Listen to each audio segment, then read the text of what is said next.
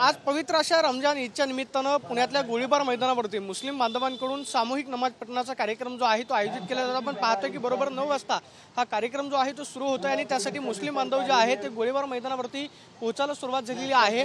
रमजान ईदचा उत्साह जो आहे तो सगळीकडे आपल्याला पाहायला मिळतो। मात्र आपण पाहतोय की पोलिसांकडून विशेष खबरदारी जी आहे त्या सगळ्या परिसरामध्ये घेतली जाते, कारण या सगळ्या परिसरामध्ये आपण पाहतोय की मोठ्या संख्येने मुस्लिम बांधव जे आहेत ते नमाज पठणासाठी येतात। त्याची खबरदारी म्हणून पोलिसांकडून कडेकोट असा बंदोबस्त जो आहे तो या सगळ्या परिसरामध्ये लावण्यात आलेला आहे।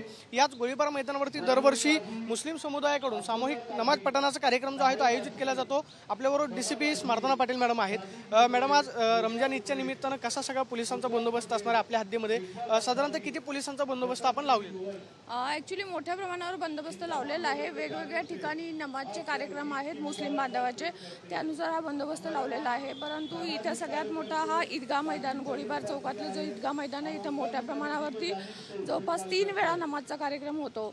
याच्यासाठी जवळपास एक डीसीपी, एक एसीपी, 2 पीआय, 7 एपीआय पीएसआय आणि 112 कर्मचारी, 2 स्ट्रायकिंग आणि त्याचबरोबर 101 होमगार्ड असा मोठ्या प्रमाणावर बंदोबस्त लावलेला आहे आणि बंदोबस्त सुरळीत चालू आहे सध्या।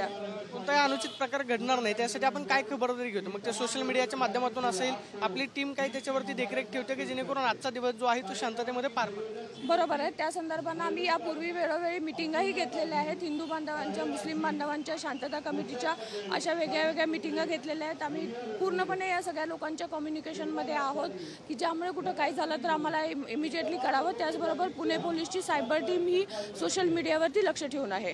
पाहतोय की हा सगळा पोलिसांचा बंदोबस्त जो आहे तो आजच्या दिवसभरामध्ये कार्यरत असणार आणि आपण पाहतोय की याच मैदानाच्या परिसरामध्ये पोलिसांकडून असा सगळा कडेकोट पोलीस बंदोबस्त जो आहे तो लावण्यात आलेला आपल्याला पाहायला मिळतोय। कॅमेरा पर्सन तुषार ननवरेशन, प्रदीप कापसे, TV9 मराठी, पुणे।